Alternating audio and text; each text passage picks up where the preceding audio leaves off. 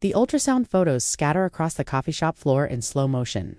My jacket slipped off the chair, and now 3 grainy black and white images slide across the polished wood like accusations I can't take back. Adrian's hand freezes halfway to his coffee cup. His gray eyes, the ones that used to make me feel safe, lock onto the photo at his feet. I watch the color drain from his face as he reads the date stamp. 12 weeks, Elliot. His voice is barely a whisper, rough like gravel. Are you pregnant? I can't breathe. Can't move? This wasn't how he was supposed to find out. I had a plan. A careful, strategic plan that didn't involve public coffee shops and scattered evidence of my biggest secret. My voice cracks.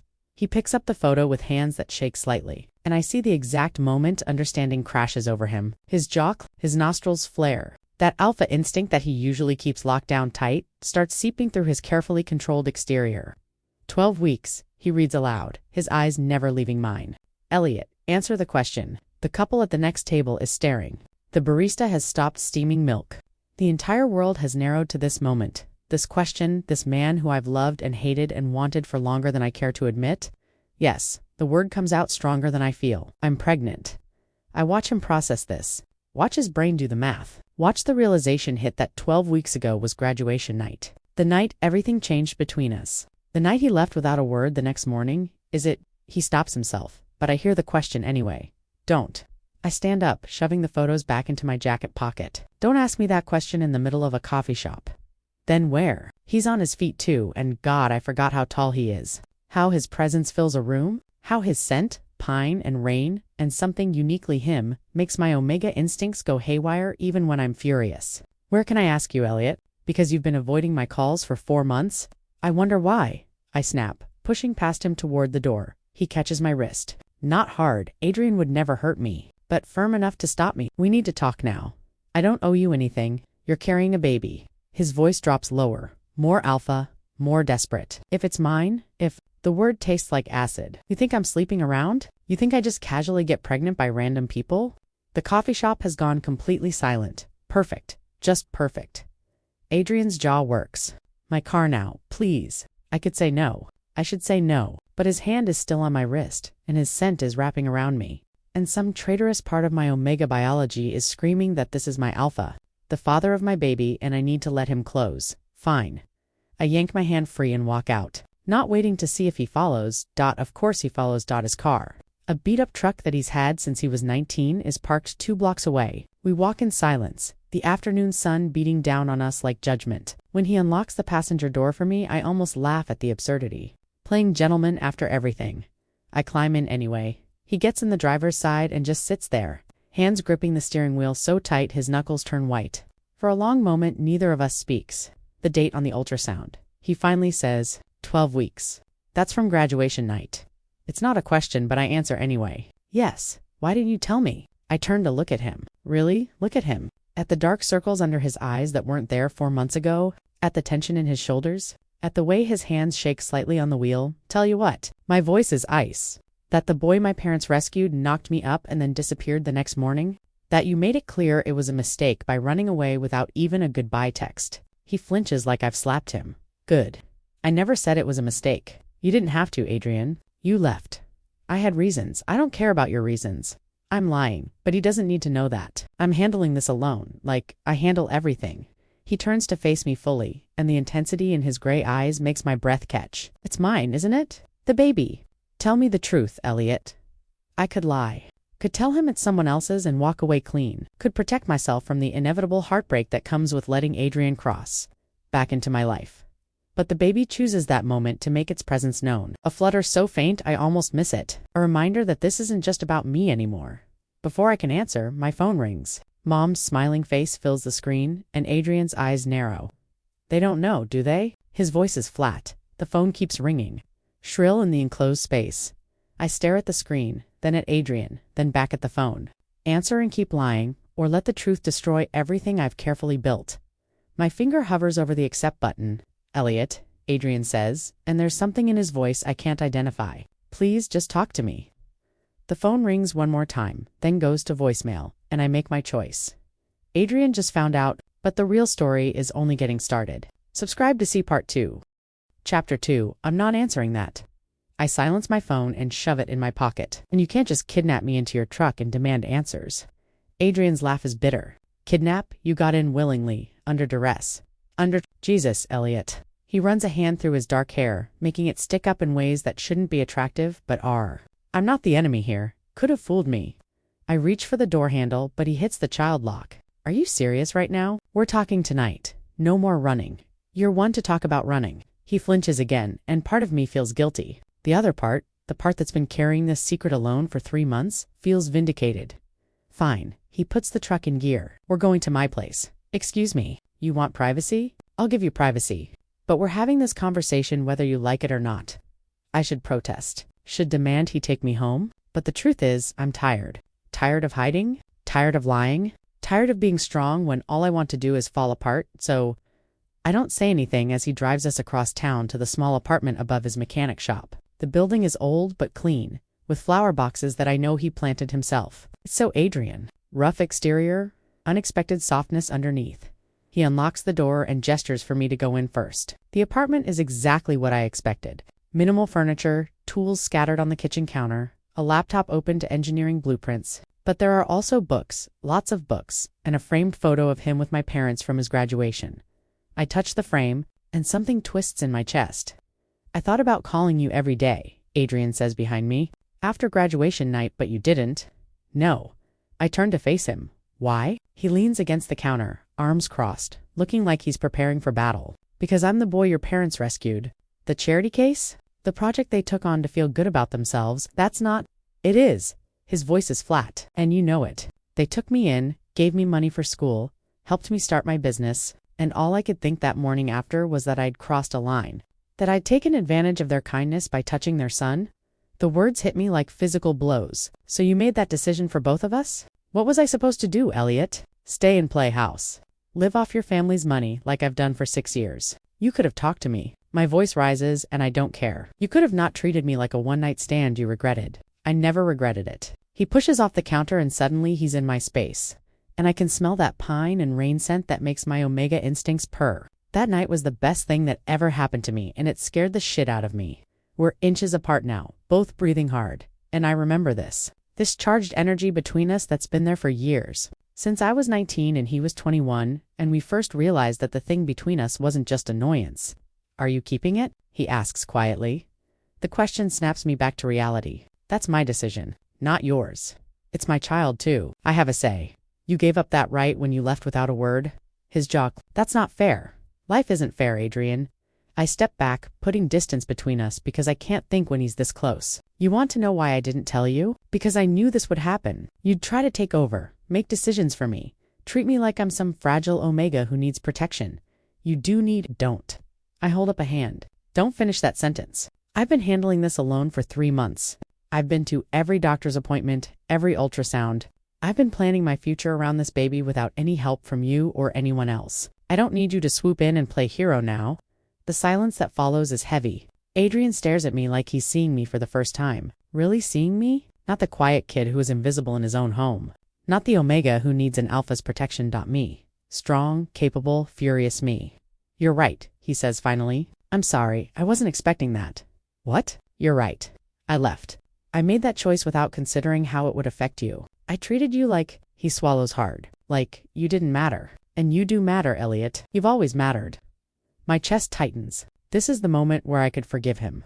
Could let him back in. Could let this story have a different ending, but then the doorbell rings. Adrian checks his phone and goes pale. Shit. I forgot my parents are in town.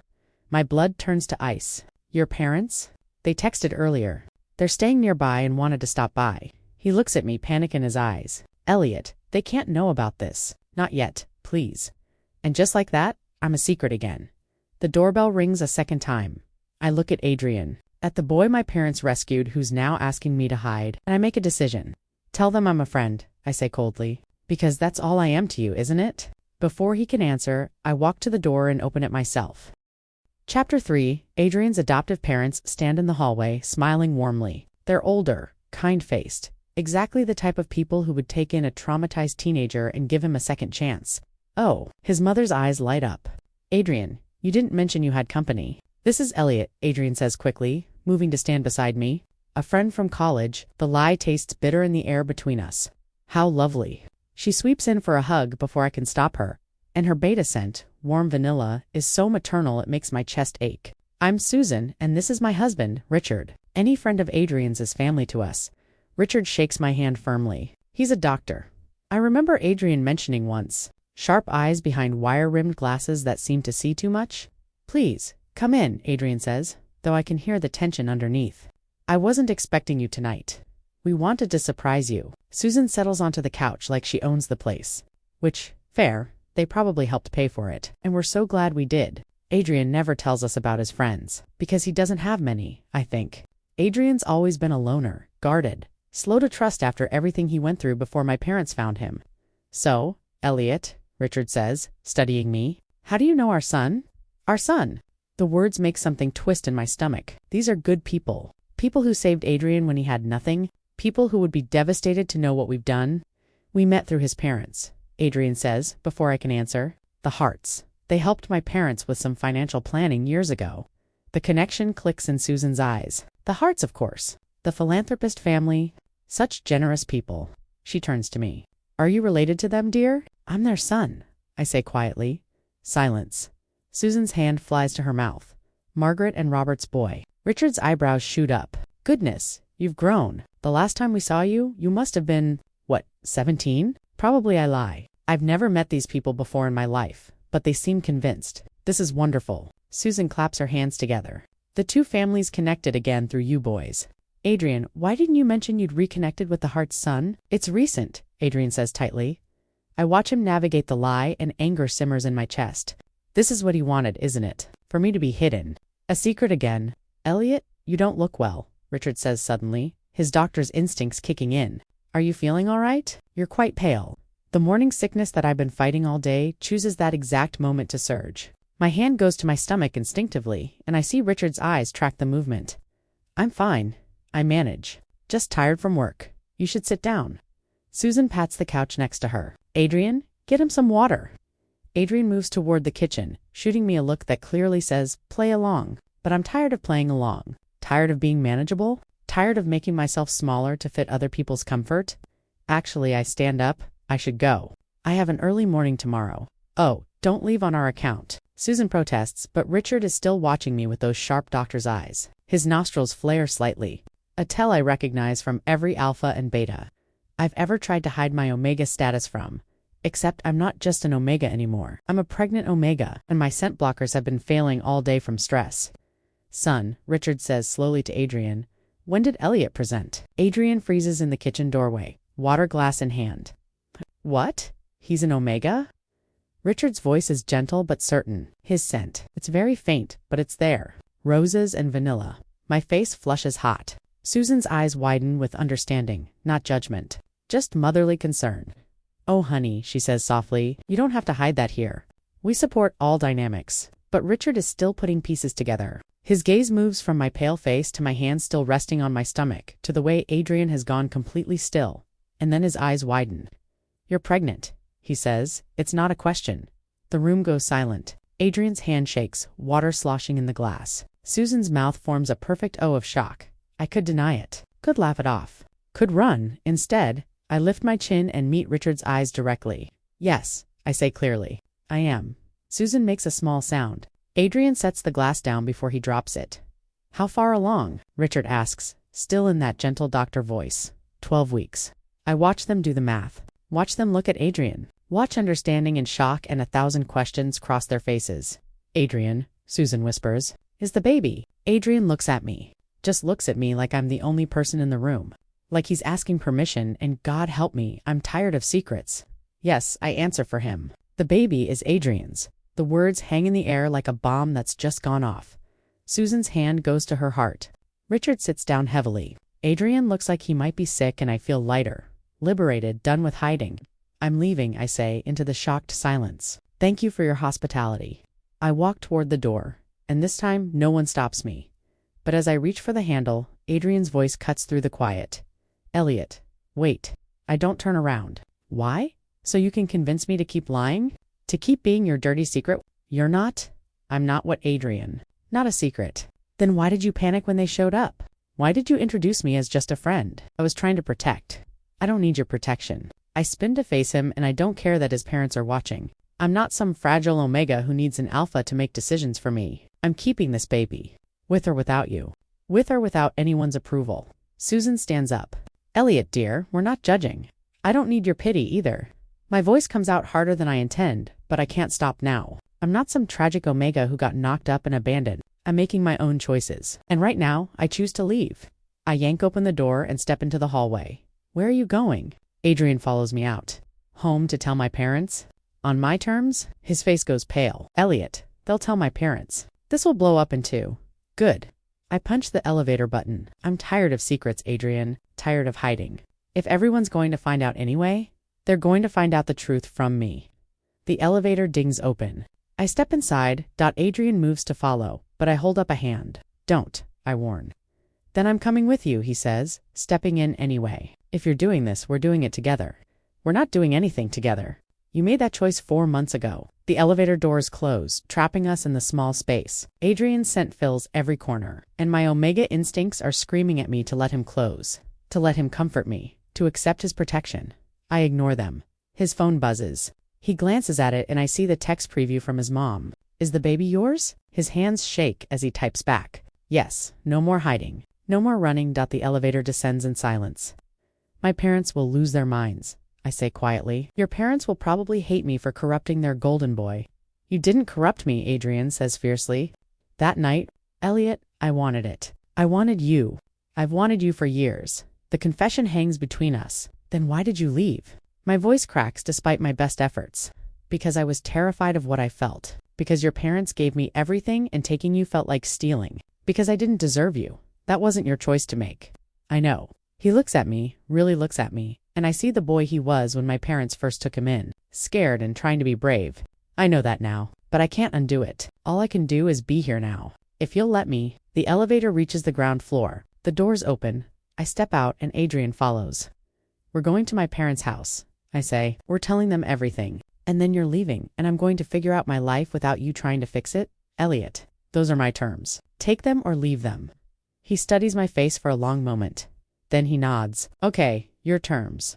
We walk to his truck in silence. He drives us toward the Hart family mansion, toward my childhood home, toward the moment everything changes. My phone buzzes with texts from his mom, but I ignore them. This is happening. On my schedule, my way. For the first time in months, I feel like I'm in control.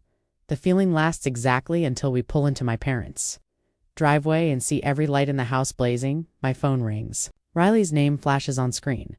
I answer. Riley, I can't talk right now, Elliot. Her voice is panicked. Someone posted about your pregnancy on social media. It's everywhere. Anonymous account? The whole city knows. My world tilts.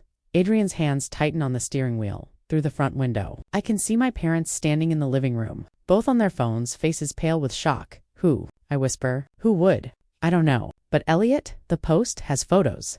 From the coffee shop. Someone was watching you. I look at Adrian. He looks at me, and we both realize someone has been playing us from the start. Chapter 4. We sit in the truck. Both of our phones exploding with notifications. Messages, tags, screenshots of the post. That's apparently gone viral. Let me see, Adrian says, and I hand him my phone with numb fingers. His face goes hard as he reads. Jesus Christ, what does it say? Billionaire son pregnant by family's charity case. Poor boy thought he could trap his way into the heart. Fortune. His voice is ice. There are pictures.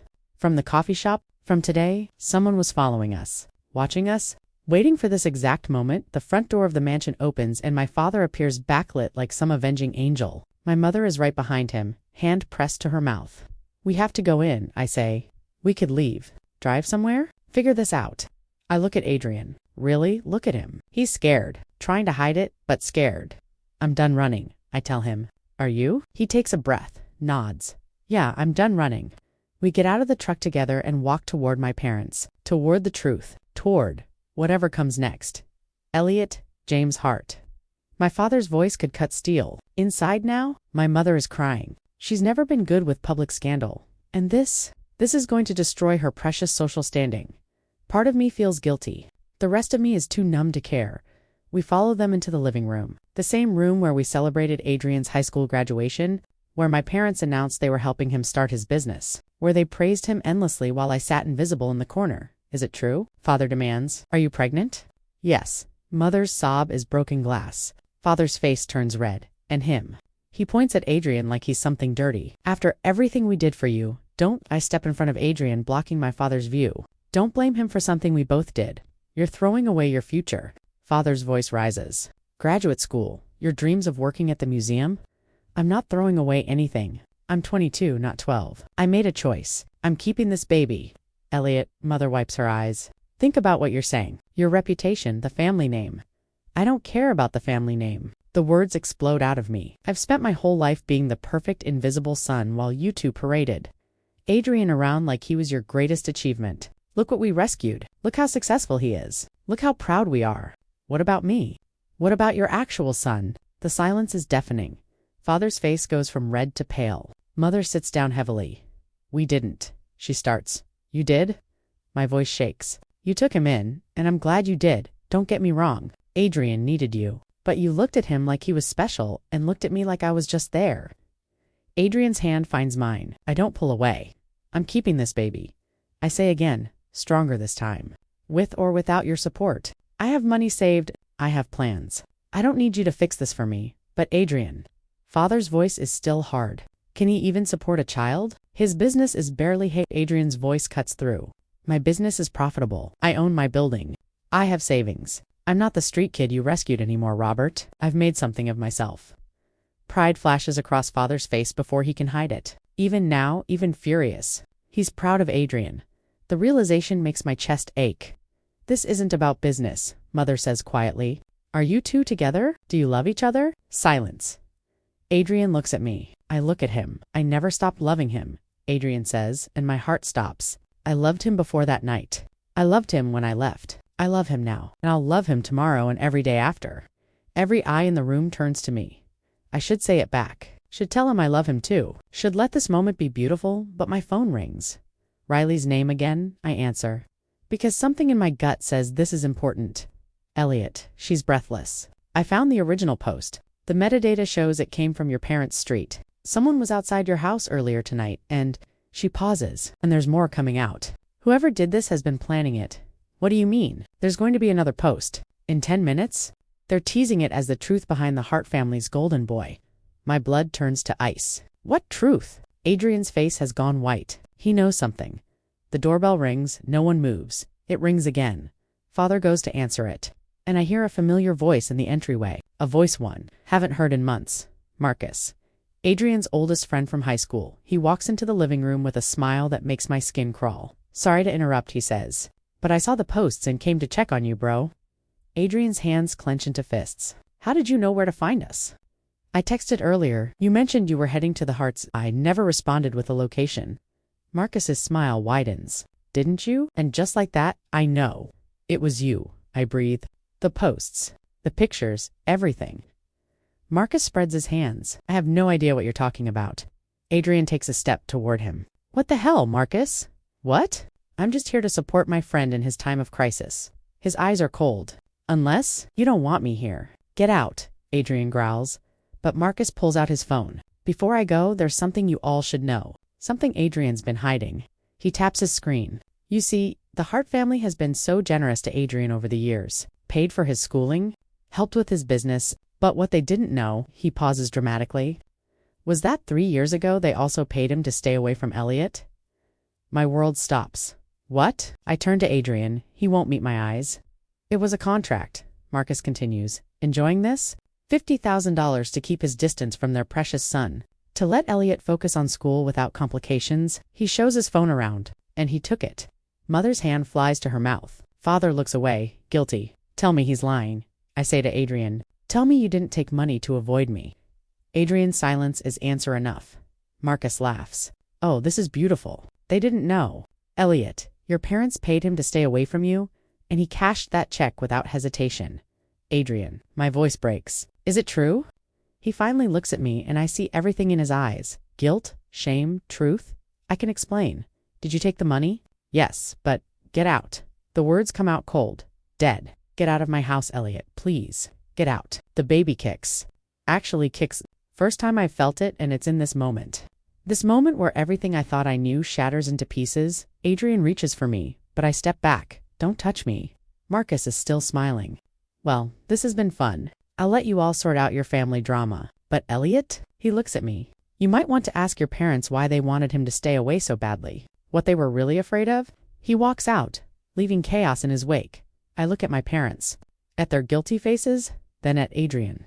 At the man I thought I loved, the contract, I say quietly. Why? Father clears his throat. We thought you were too young. Too focused on school. We didn't want distractions. You paid him to leave me alone? My voice rises. You paid him? Mother is crying again. We thought we were protecting you. From what? From being happy? I laugh, and it sounds broken. From someone who actually saw me? We didn't know you had feelings for each other, Father says weakly. Because you never asked? You never looked. I'm shaking. And you? I turn to Adrian. You took their money and what? Just avoided me. Treated me like I didn't exist. I thought I was doing the right thing. The right thing. The words taste like poison. You took money to stay away from me and then acted like that night between us meant something. It did mean something. Elliot, stop. I hold up a hand. Just stop. The baby kicks again. Harder this time. Like it's reminding me there's more at stake here than my broken heart. I press my hand to my stomach and make a decision. I don't know who to trust anymore, I say, looking at each of them in turn. My parents, Adrian, all of them liars. All of them making decisions about my life without me. But I know one thing. I'm done letting other people control my story. I walk to the door. Where are you going? Mother calls after me. Somewhere that's mine. Somewhere no one can take from me. Elliot, please. Adrian's voice cracks. I stop in the doorway. Don't turn around. You want to know the saddest part? My voice is quiet, deadly. I was going to tell you I loved you. Before Riley's call, before Marcus, before everything, I was going to say, yes, I love you too. I hear his sharp intake of breath, but not anymore. I finally turn and I let him see the ice in my eyes. Stay away from me, Adrian. You're good at that. You've had practice. The baby is mine. My responsibility. My choice. The words come out fierce, final. I'll let you know when they're born. But that's all you get.